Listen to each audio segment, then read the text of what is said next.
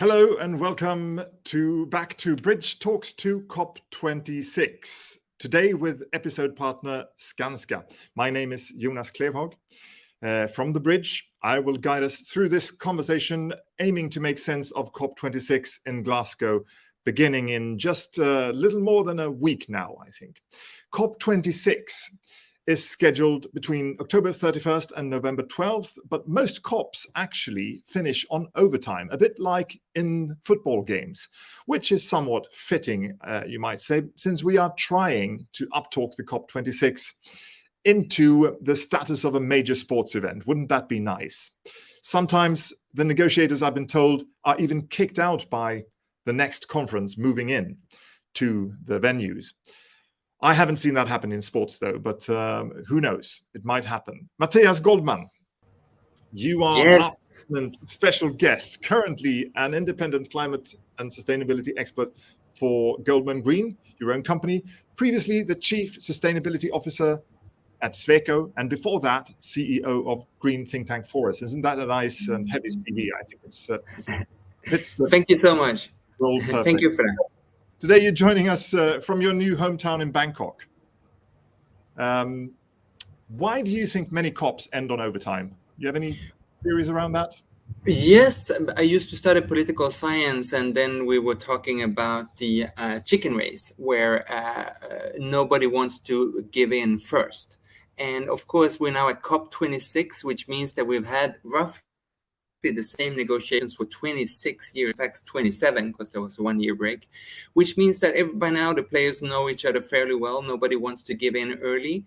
And it also means, unfortunately, that while we all agree that we have to solve climate change, we don't necessarily agree on how. And it's now 6 years since we agreed on the Paris Agreement, but we still haven't gotten the full rule book in place, which is again a way of describing that it's not very easy to reach those conclusions. It's a UN-based system. Every country gets to say no if they don't agree, so that's also part of the equation.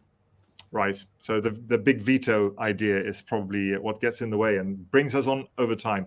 So we do this series to make sense out of COP26 to help a bit of a wider audience spread the word on climate work. Mattias, what are your reasons behind engaging or being part of this series and being part of the COP efforts? Well, I'm so excited that we now, with COP26 in Glasgow approaching, see a bigger momentum and a stronger push from around the globe. I noticed this here in Bangkok, and we read about it all across the globe, and there's a climate strike tomorrow to remind us if need be. There's a strong push from industries, and I'm glad that we have several of them with us today. There's a strong push from local governments and cities. And of course, it's a bit sad because this is partially based on us understanding with the latest happenings that climate change is not only about future generations or polar bears or sinking islands, it's about us here and now. We've been reminded about that with the forest fires, the droughts, the heat waves, and the storms across the planet. So my main mission with the COPs and with these talks is to make sure that everybody understands that we all have a role to play, that we understand the urgency, but also that we understand the beauty, the business opportunities, the possibilities for you and I to make a difference that lies in this gigantic challenge that we're faced with. So it's a bit about overcoming human procrastination, the nature of human nature of the procrastinating way of engaging, I suppose, to overcome that. You're absolutely right, and I'm worried that many people might move directly from denial to despair. In denial, you're not sure this is really true, you don't need to do anything. In despair, it's so certain, so there's no need to even try and do anything about it. And in between those two, we have things like the COP talk that we do now, the Bridge talk, where we show that there are opportunities, we can make a difference, we can solve the climate crisis. Perfect. Thank you so much, Mattias. We're glad to have you with us today. Our episode partner today, as I said before, is Skanska Group, today represented by their senior sustainability manager, Emilia Hagberg. Welcome on the show, Emilia. Thank you very much. Really nice to be here. The construction industry is one of the major emission sectors of greenhouse gases. Skanska is a pioneer in climate efforts, but why is it important for Skanska to be involved in the COP26 context, would you say? One of the most important reasons for us to be there is to really show that we support politicians to dare to take bold decisions, to show it's possible. We need, as a business, we need long-term decisions to be able to invest, develop, and drive the transitions. Because it's not the political decisions as such that will reduce the emissions. It's when it comes to the business and when we can deliver on that. And as you said, our industry stands for so large part of the global emissions, and that is mainly from materials and the use phase of buildings. It will not be easy to reduce those emissions, but we know it's possible if we partner with others, and so that is what we want to do there as well. We want to meet others that could hook arm with us and do this innovation. Did you have a slide or two that you wanted to show or share with us, Emilia? Yes, I think you have it. Excellent. So to support bold decisions, that's one of the reasons, and to help make policy, turn policy into action, and then also to partner in innovation. Anything you want? I can just say that what you see here on this image is it's a near net zero asphalt that is developed by Skanska in Sweden. It's based on it's produced with renewable fuels.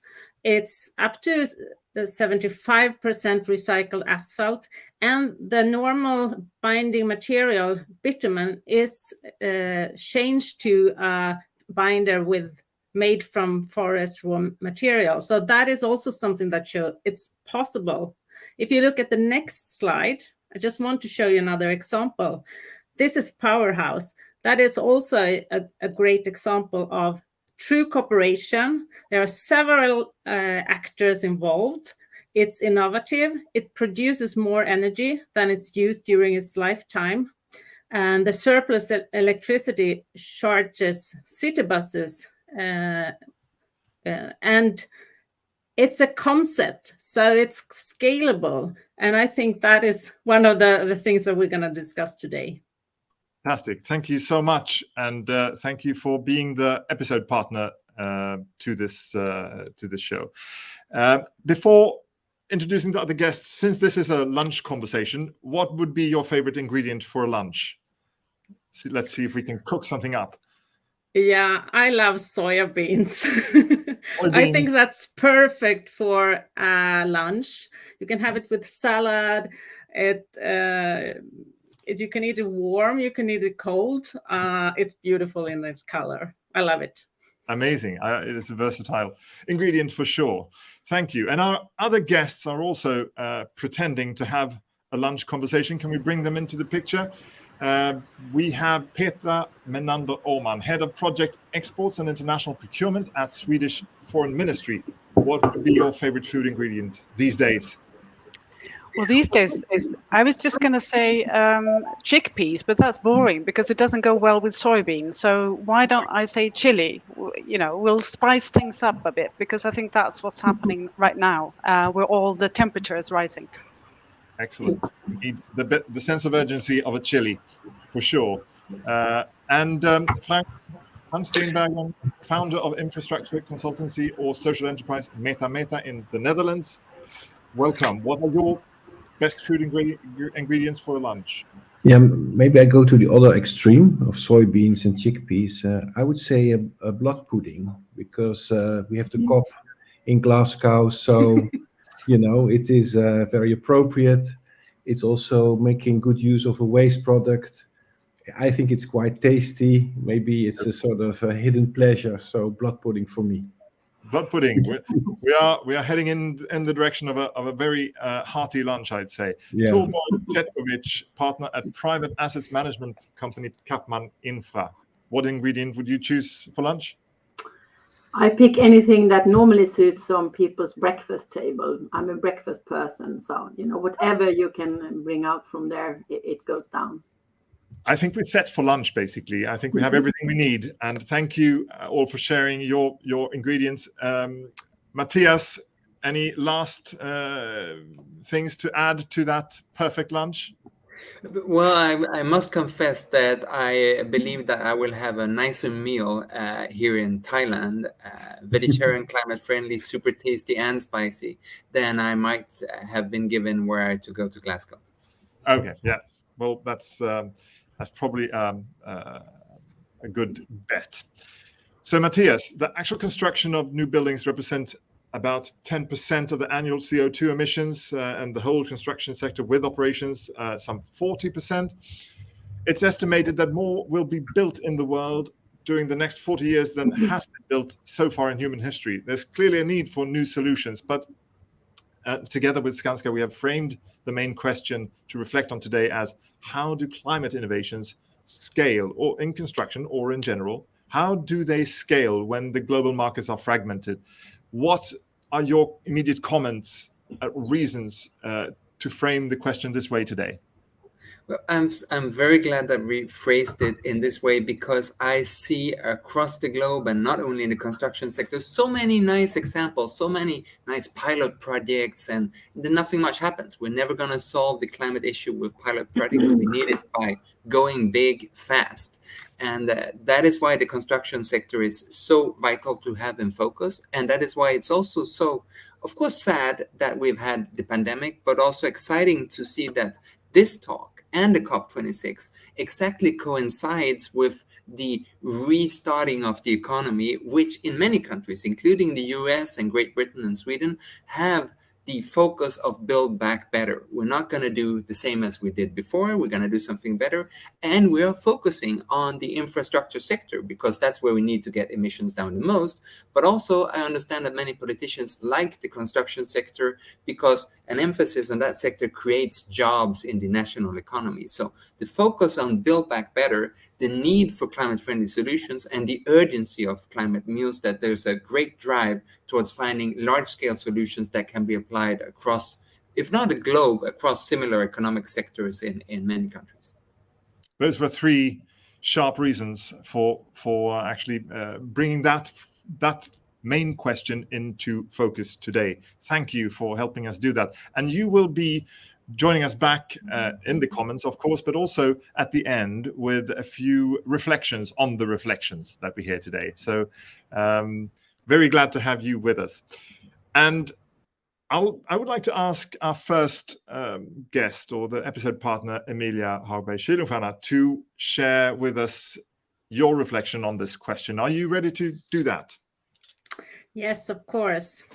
Yeah, I'm so glad that we could discuss the scaling. I mean, that is a true challenge for the construction sector. It's as Mattias says, it's not only for the construction sector, but we see that even though, for instance, Skanska, even though that we are present in several markets, we have 40% of our business in the US, we are in the Nordics, in Central Europe, in UK.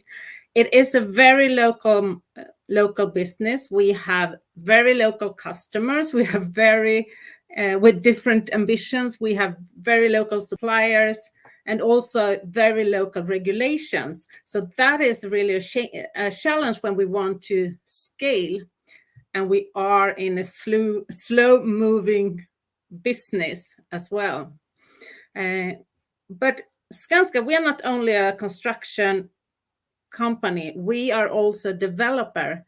So we have put our highest ambitions in those projects where we develop ourselves, and that is offices and residential buildings. Then we can set up our own demands, and we see there is a market, especially when it comes to office buildings. Almost 100% of the office buildings that we divested last year had the highest levels of certifications like LEED and BREEAM. And that is very important, and that is something that drives scaling. And we are now also engaged in developing net zero standards. But I also want to emphasize the public sector. From our perspective, that has more than 50% of our business is from public sector. We see the huge potential from the public sector, exactly that Mattias talked about. Even in countries like Nordics and the UK, there is, you can say, an unrealized or an opportunity to drive this. You can also say that politicians do one thing with one hand, with their ambitions, and something else with the other hand. My colleagues on the field report that when it comes to the final decisions, too many times money talks, also for public procurers. But I see a positive trend. The push from EU, for instance, is very positive. We have example from Poland, and they are now reaching out hands to Skanska, among others, to get support in developing climate criteria in public procurement. So that is really positive. But for Skanska and us at Skanska, we also need to be much better internally to work over our own borders in different markets. And one thing that is important is when we partner up with others for innovation, we need to include several markets. So we can scale that quickly and easy when it's possible. In our sector, it will never be possible to have roll out some kind of one-size-fits-all solutions. So cooperation and knowledge sharing will be key if we have common ambitions. But we do have one part of our business that is actually scalable, and that is our BoKlok concept, which is residential buildings that we do together with BoKlok in a factory. So when we have a new solution and a new way of building, we can implement that immediately on the markets where we are. Thank you so much, Emilia, for sharing. So what you're saying is the fragmentation and the size and conservativeness of the construction industry slows things. It's a challenge, basically. But public procurement is a huge potential. There's leverage if public procurement of new buildings, new assignments that you get, if that can be harnessing the values of climate. You mentioned one good example of BoKlok as a scalable one, as an example. Is that a fair summary of your reflection? Yeah, definitely. I just want to emphasize that in public procurement, infrastructure is a large part, and we don't talk very much about infrastructure because it's also materials that are high emitters, and that's something that public procurer can have much more push on. So we are looking forward to that. Fantastic. Well, do we have a few short comments from the panel here on Emilia's reflection? Perhaps one, and you, Petra, will be sharing your reflection almost as an answer to Emilia's. But so you will be next up. Any other comments on this reflection? Yeah, this is Frank. I think what Emilia is saying about procurement guidelines, I think that is a really important one. And I think, I think the beauty is that a large part of the construction sector is organized. And so there is the opportunity to use such procurement guidelines as a lever. I'll talk about it later, but for instance, the World Bank has now issued also guidelines on how to make roads in a sort of climate resilient and water-friendly way. And so that is really relatively a really good lever to change things in this fragmented world. Good. And I can maybe also tap in on that point regarding the procurement side, and just give a very concrete example to exemplify why we think it's so important. In one of our portfolio companies, the name is Norled, we are driving public transport on water, along the Norwegian coasts. And I mean, our clients is the public transport authorities, in Norway, regional and the national ones. And I mean, the way that they have changed their way of procuring, demanding ferries be run on electricity or hydrogen, is transforming the industry rapidly, really, really fast. And to give you the example of in some numbers, I mean, when we took over the company in July 2019, we had 2 electric ferries out of a fleet of 80 in our company, so to say. Today we have 15 that is run on electricity, and we have just now got the first hydrogen ferry to be delivered. And this wouldn't have happened if the PTAs hadn't been brave and bold and stood there, because it costs more for them, and they are also taking a risk on us being able to deliver from what is asked. And so far, it has worked really, really well. So I can just underline what you just said, Emilia. Good. That's a great example. And Norway is surely leading the way in the transport area, of course. Thank you so much for the comments. We will move on, and I would like to ask Petra, Menander, Ahman, Head of Project Export and International Procurement, basically give a response to the first reflection with a 3-minute reflection on how to scale Swedish solutions globally. Well, thanks, Jonas.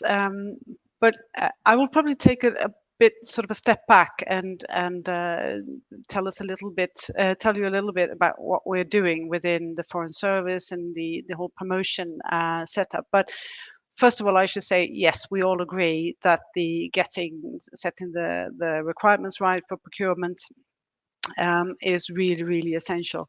But then we also, of course, need to make sure that people know that the solutions are there, and that's our focus. And I think right now the time is right. It's never been more right. There is this mounting pressure we see from the IPCC report that everybody needs to do more, and pressure is mounting. But then we also know, and that's my job to know, that Sweden has the solutions to go with it, and we need to make the world know about that. So what we're looking forward to at COP26 is more ambitious NDCs, and that will push more sustainable investments, because that's what you need in order to be able to transition. I think there is a very good story to tell from the Swedish perspective. We made early commitments to become a fossil-free welfare state by 2045. So we combine welfare with a fossil-free future, and that's how to achieve sustainability. And I think, in spite of, we did early moves in carbon tax, etc. But also we see that our public agencies, such as the Swedish Transport Administration, they have put in requirements for greening their public procurement, for instance. So we're trying to do the same push as was mentioned in Norway. And I think that what we see now is that this push at a broad front is delivering. We have Skanska talking here today about the near net zero asphalt. We have Northvolt, we have fossil-free steel, we have circular economy solutions for mining cells and so on. We see so many technology breakthroughs that even as a Swede, I kind of find it hard to keep up, because there's something new almost every day. And that's the story that we try to tell. And this means that, of course, we have the whole network of embassies at the global front, and that's, for us, a key tool in scaling or supporting scaling of this transformation that we see here. So there's a new communication package talking about how we pioneer the fossil-free, inviting everyone to co-create with us. So let's work. How do our solutions work out there? What do you need in order to make them happen? We have Business Sweden working with companies to actually present these at COP26. We have various projects to try to package these solutions together with export finance and so on. There's so many different tools here. But one tool that I would like to mention specifically is the project accelerator that has been established at Swedfund, which is not addressing the procurement requirements per se, but rather the capacity to put together a sustainable project that you actually can put out for procurement later on. And this is particularly within sustainable infrastructure, because we know that the need is there. There's quite a lot of funding there for sustainable investments, but sometimes the road to get there, to get that project happen, is really not that clear. And then we have this tool that can help with feasibility studies and so on to actually make it happen. You bring in financial actors early on and so on. And that's really something that is bringing out a lot of attention right now. We have the development banks really bringing a lot of proposals to us and so on. So I think this is actually a very good way of helping these solutions scale up there. It's all about collaborating with the international community, procuring good things, and by developing good projects from the Swedish side. If I understand you correctly, you mentioned the project accelerator of Swedfund. You mentioned the increasing NDCs that are coming out of Glasgow as a push, and you mentioned the Swedish take on combining welfare with a fossil-free community. I think that's a really nice reflection on how infrastructure investments globally can actually push for the climate efforts in the construction sector. Thank you so much. Any comments from the panel on this reflection, what you've heard, or questions to Petra? Who would like to go first? I can go then. Please. I just want to say that we are very supportive to the way the Swedish government and the authorities really support to export and show the other parts of the world the innovations and development that is happening in Sweden, so that's really good thing for us. It helps us, and it's also a way for us to bring in what's happening in other parts of the world into our business, and hopefully we can also, through our company, share that to Sweden and the Swedish market. So to support that interaction. How does this project accelerator idea resonate with you, Frank? Yeah, I had to think of something. We are supported also by the IKEA Foundation, and in a recent meeting they quoted the founder of IKEA and saying that there's so much in the world which is undone. Yeah, there's so many things that we don't do, and I think what Petra is saying, I think we live in an amazing period. Yeah, where the sort of trust is changing, but also a lot of innovations are coming. Everything is really, if you look back maybe after 1,000 years, it's a really creative period. But I think also,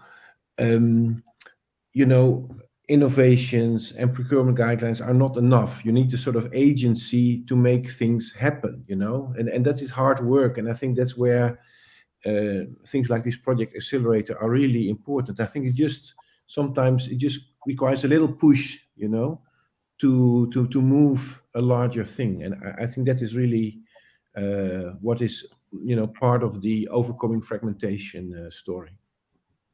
Mattias, any brief comment before we move on to Frank's reflection? Yes, I think what we see here is part of the success of Sweden and many other countries, especially the fairly small ones. We have business that want to be leaders, and we have policymakers that really find their role and how we can combine the efforts. I think that level of understanding between government representatives and large companies and upstarters is not to be found in very many places, and we should really cherish it. Thank you so much. Well, I'll actually allow, or won't allow any more comments here, because moving on is also essential to have the lunch going. And our next reflector is actually back to you, Frank. Frank, Menander is a design company or a social enterprise in the Netherlands specializing in infrastructure that works with nature rather than builds on nature. And you're very much involved in Africa and the developing parts of the world. What are your reflections on how good solutions may scale when the markets for construction are so fragmented? Yeah, thanks, Jonas, for this opportunity and for being a bridge and a connector. We work a lot in Africa. We work a lot in Asia. We work also a bit in Europe. And what I think it's already mentioned, the construction industry is a huge contributor to climate change in a sort of negative way. But I think we also should look at the construction industry just because it's so huge as a major area where gains can be made. And I think it's also what Emilia said. It's what people look at the construction industry. And I think this is really right. We have a lot of experience in the last 6 years in introducing what we call green roads for water and climate resilience. So usually the traditional way a road is built, the road infrastructure is built, it does a lot of harm to the environment. It creates erosion, it creates flooding, it creates waterlogging. And on the other side also, the roads are very much dependent on the area around it. I mean, the water, for instance, is a major factor for damage to this road. So what we have been doing in about 15 countries now is to turn the problem into a solution because it's so much connected, and make sure that roads are built that do a lot of good things, apart from, of course, helping people to be transported, but work for water harvesting, for erosion control, for flood protection, for flood management, even also for mitigation by systematically planting trees along roads, which also helps the safety.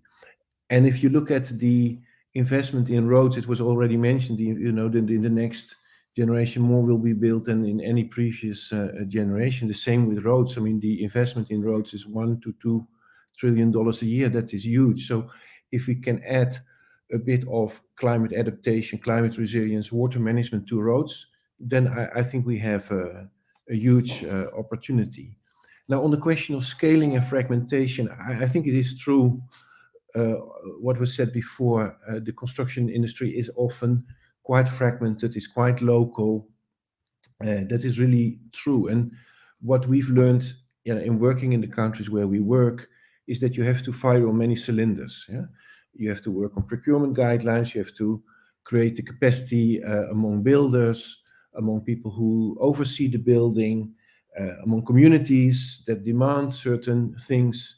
You have to have I don't like the word pilot project, but showcase projects. They're also very important, but they all need to come together, So we need to not fire on one cylinder, but on many cylinders. But I think also this fragmented nature has a huge opportunity because it means that there are many entry points, There's not one button that, the US president holds to sort of stop a nuclear war or start it, We have many buttons to start. And then I think also in the end, it is just, all the sort of building in climate resilience into infrastructure is just basically good practice. What we've seen with the roads, that it usually takes 2 to 5% additional costs to make the road an instrument of water management rather than the adversary of the environment around it. And sometimes you can even save water. So I think there's a huge win-win, and even sometimes in the short run, and that's also why we've seen that the uptake sometimes really is very fast. I think also the last point, there is a resistance among engineers to do something new, because I think these are not fancy people. I mean, that's my experience. And I think that is great. That is fantastic. These are very responsible people who want to get it right. And so I think this is also the opportunity to sort of rewire some of the thinking and building infrastructure more in line with the landscape around it. Excellent, excellent. Thank you so much, Frank. So basically you're saying build sustainability in from the beginning. It doesn't have to be that much more expensive. But also, if you focus on adaptation, first you'll get the mitigation aspects of the projects as a bonus. And it's easier to sell with the local community if you focus on adaptation, because that's the obvious threat, I'd say. So Petra, Menander, Ahman at the Swedish Foreign Ministry, would these kind of projects that Frank talked about, would they be suitable for the project accelerator that you mentioned? I think it's always worthwhile having a discussion. Of course, it needs to be a local demand owner, a local force sort of saying that this is what we need, so you know that the commitment is there from the beginning. But thinking new and having this change and perhaps even bringing it to a more systematic level or system level, that's really where we try to make a difference. Of course, we would like to see that there's a, at the end of the rainbow, there could be something in it for Swedish companies, but it's not tied and it's not that way. But yeah, anything to bring that change or help that bottleneck actually be removed would. Removing the bottleneck. Torborg, Chetkovich, are you seeing these projects that Frank described as hot investment prospects? I mean, as the name Infra might lead you to understand, we are investing in infrastructure. But maybe just two sentences about what kind of animal we are. Basically, what we do is that we are investing in companies within infrastructure. And it can be companies like the Norwegian ferry company that I just mentioned. It can be, we are building fiber to connect people in Finland together with Telia. We are investing in district heating companies. So really what we do is that we are making societies work and work in a sustainable way. But also, to give the picture a little bit, is also that we are actually investing other people's money. We are getting our money from pension funds, for other institutions, family and friends, and it's really globally. And that's, of course, also put a lot of responsibility on us, both from, to invest in the right things, but also with the companies where we are owners, that we should actually contribute to a better world for the societies where we are active. And then tying to the subject and what we are talking about today, I mean, talks like today is, of course, really important. It's great that, we have COP26 upcoming and that our politicians are really willing to, take more and more firm actions. And that is, of course, important to create the stability that was talked about before. But having said that, it's still really, it was also somebody earlier who said that, we in business, we want to be the best. So, of course, we also want to be in the best ways of leading sustainable development. And when it comes to us in Capman, I mean, we were actually already 2012 writing under the UNPRI rules and regulations. And we did that because we wanted to learn more and we wanted to be better. And we also wanted to find ways to measure how, we are improving day by day. Because I think that's also important to talk about the development. And of course, there are things where we do not invest. But it's also things that we can invest in, like Norle that I mentioned previously, where we are driving the electrification or actually the whole green shift of the transport industry on water.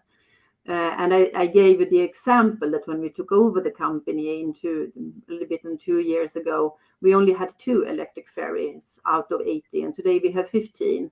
And right now we are building and rebuilding existing ferries, new builds and rebuilds, that adds up to a number of 25 of the total fleet.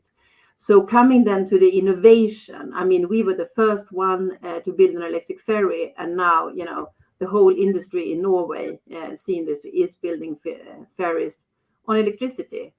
We were also the first one to build a ferry that will be run on hydrogen. And now there is more and more bids coming out on the market where hydrogen is demanded. So by sharing these examples with you, I just want to give a very practical approach, that it's about being bold, but it's also about getting, clarity from politicians. And there I think they can continue and be good. And I think the examples that we heard and about innovative companies here in Sweden, I would say it must be a clear result from that we have been very clear in Sweden what we want, and we have been helping these kind of companies to establish here. So I think that's, talking quite practically about what sustainability is for us. And to conclude also, it is about building partnerships, because nobody can do everything on our own. We need to work together. And I see so many initiatives on that road that is happening, day by day. And I might maybe not agree fully with that engineers want to, go on the safe side. I would say without a lot of the engineers that we have been working with together, and I have personally been working with during my whole career, we wouldn't have seen a lot of the innovations that we have today. But I think, we are in a good, we are on a good path. I feel optimistic, because we are all together, taking it step by step. And we have also learned, to be brave, to try new solutions. And that is probably, my strongest message. Sometimes we will do things that is not as successful as we had, wanted them to be. But sometimes you need to fail to be successful next time. So I think that with that mindset, I am positive that we together will, create a more sustainable world for all of us, across the globe.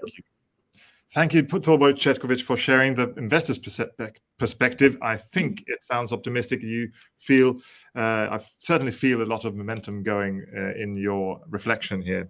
Any comments from Petra, from Emilia? What do you say regarding Torborg's reflection here on how investments are enabled by the COP negotiations? I'm happy to go. First of all, you ended with a very optimistic tone. I think that's great. I agree. But I also will confirm that we see the importance from the investors, and also the change we see in the investor sector. We see that as in my role, where I also have this dialogue with investors. Just the 2 or 3 last years is a total change with a dialogue on or demands. There is an interest of what you also mentioned, measurements, transparency, and that we can actually show results and performance. Because if we need to be able to give proof points, do we actually deliver on what we say, walk the talk, or whatever we can call it, and also to make sure that we have the right data for us to push our suppliers and all that information that's needed. So you mentioned 2 very important things: investments and measurements. Good. Petra, do you what are your are you inspired by the investor's perspective here that you hear? I am, and I see it. I see it in my daily work as well, and I see the financial institutions are moving very fast. My only sort of take on that is that I think that there are some that are moving very, very fast, and some that are not moving so fast. And we need to find ways to bring them along as well. We need to stop funding unsustainable practices, while still we need to respect that there is we need to work with just transition and so on. But I mean, we have moved quite far when it comes to our own export credit agencies with EKN and SEK, and they're continually developing sort of positive support to green investments and so on. But there's a lot of investments taking place that are not sustainable. So that's sort of a challenge to Torborg then. Well, how will you bring your colleagues along in other fields? Because that's really, really what we need.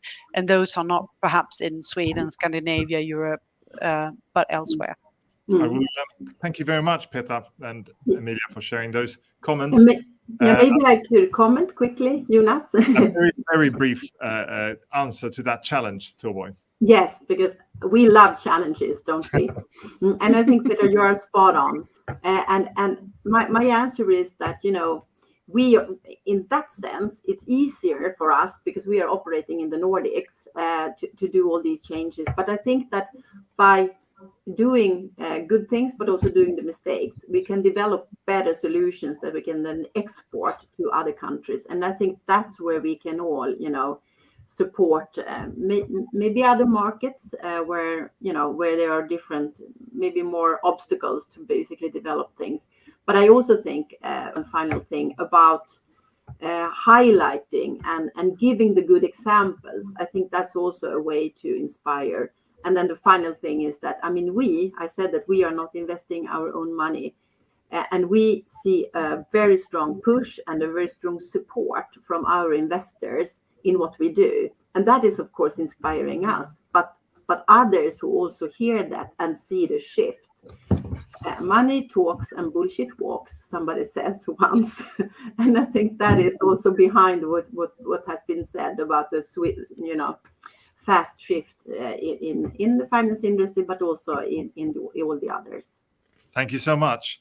Time is running fast when you have these kind of hot topics and eager speakers.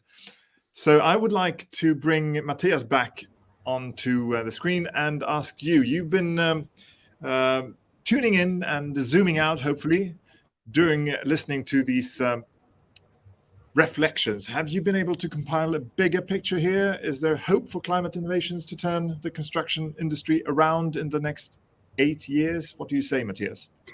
We need the construction sector to turn around quickly because it stands for such a large part of the global climate impact. And I think that when we listen to the speakers here, we get several good pieces of how this puzzle is going to be solved. Starting with Petra, who was very clear on how the government sees that there is more jobs to be had, there is more income from the state to be had. Sweden and other countries around the globe have a better future if we embrace the switch to sustainability. And just now I was reading that a major manufacturer of cars decided to go for fossil-free steel from Sweden because they wanted to reduce their overall impact on carbon and climate from their cars. So it's a clear example, again, of how those who are leading will get more business and better margins.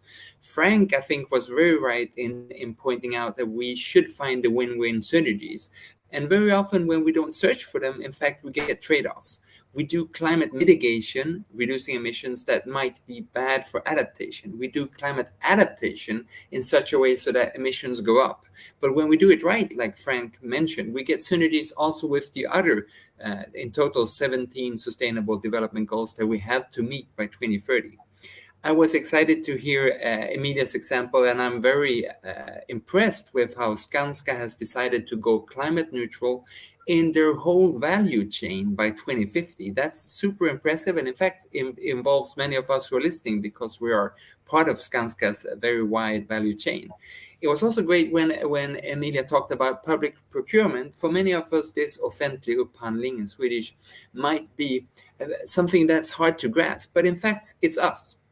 It is how we demand that the school for our kids, or the bike road that we use, or the office buildings that we work in, that they are designed the right way. We are all part of public procurements. It's done in our name. It's done by the municipalities that we live in or in the states that we pay our taxes.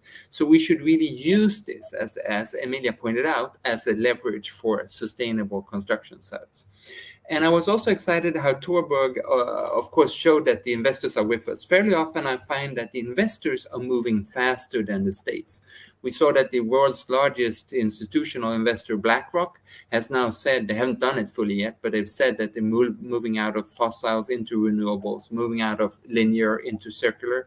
And we still see that the states, the countries, are still subsidizing fossil, non-renewable, non-sustainable much more than they are incentivizing renewable and sustainable. So for me, the biggest problem here is some of the countries around the world, perhaps not so much the investors. But Torborg also sort of en passant mentioned that they're not only working with what's good in terms of new ferries and other things, but also about rebuilding and retrofitting what's already there. And I think that's something that we fairly often forget. We almost always only talk about the new buildings, the new electric cars, and so forth. But by and large, when we're going to solve climate change, we need to also make sure that what's already there has to be much more sustainable tomorrow than it was yesterday. And so these were my key findings from the 4 other speakers. My own key finding here is that this is exactly what we need for COP26. It's only days away.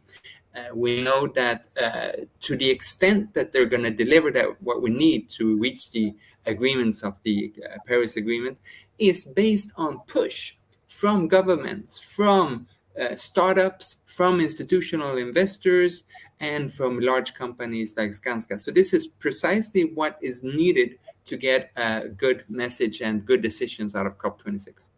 Thank you. Thank you so much, Mattias.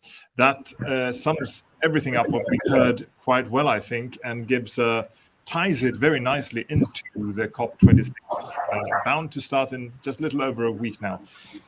I think you are all lining up very well and also aligning very well in the same direction to show for the momentum that is going on. But before we end today, and Mattias sort of hinted that the COP26 days in Glasgow are coming up, I've asked all of you to share your best tip on who or what to follow during the COP days in Glasgow. Torborg, Chetkovich, have you? What's your best tip on who to follow? The best tip, I think there are so many interesting things there, but I think it's to look for, the really sharp discussions and hopefully decisions, and, share them with others who might have not heard them. And again, on my topic, to share the good things, to inspire all of us to just, continue to push for a more sustainable world. So look for the sharp discussions and decisions and spread the word, basically. I think that's spins very nicely off of your very positive reflection earlier. Frank van Steenbergen, what is your favorite or your best tip on who to follow? Well, I think this COP has already been mentioned. It looks like it's a bit of a watershed, because we have much more momentum. For young people, climate change is the real worry. So things are really changing. So I think what to really look for is to get initiatives really in the mainstream. I think in the past, the COPs I've attended, they were great, but you always felt that you were the sort of a special tribe, being highly concerned. Yeah. But I think now, this is not the case anymore. So I think really to look for such initiatives, and I think the days on building are really interesting. But also I think we should, not only focus on the COP, but keep looking at the bigger picture, because there are opportunities arising all the time. The US is starting a major infrastructure program. There's things in rebuilding, things in modifying existing infrastructure. So that I think we should be looking for as well. Good. So basically bringing looking for the messages that actually can reach the breakfast tables to a wider audience. Thank you. Petra, Menander, Ahman, what are you going to follow? Who are we following? Actually, you, because you will be there, I presume. I will be there for a few days. I would like to pick up on this sort of possibility movement. I think, like Mattias said, there are two, you can go from denial to not despair, but something else that you said. But, in the middle ground, we know transition is possible. We know that we have the solution. So I would go for anything that sort of builds the feeling of, pioneer the possible, come work with us. So positive message. Anybody who's bringing out a positive message, they're my friend. So, and if we follow your steps in the top, we hopefully will come across a few of those positive messages and sure. be able to spread them. Thank you.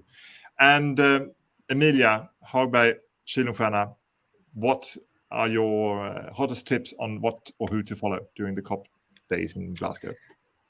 Of course, I think people should zoom into the Built Environment Day, where there are a lot of events on the 11th of November. You can follow a lot of things virtually as well.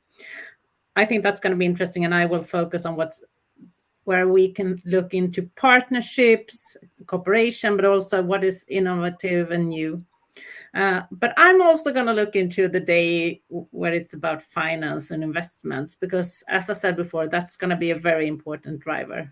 And besides that, I will see how many meetings for interesting people that will be possible to meet the few days I will be in Glasgow. Yes, quite a few people present in Glasgow. I think some 20 or 30,000 people. So there's momentum going there as well. Thank you to you all for sharing those hot tips. Emilia Hagberg, Steenbergen, Skanska Group, Petra, Menander, Ahman, Swedish Foreign Ministry, Frank van Steenbergen, Meta, and Torborg, Chetkovich, Capman, Infra. I think we are confident in saying that there is certainly climate awareness and most certainly momentum in the construction industry.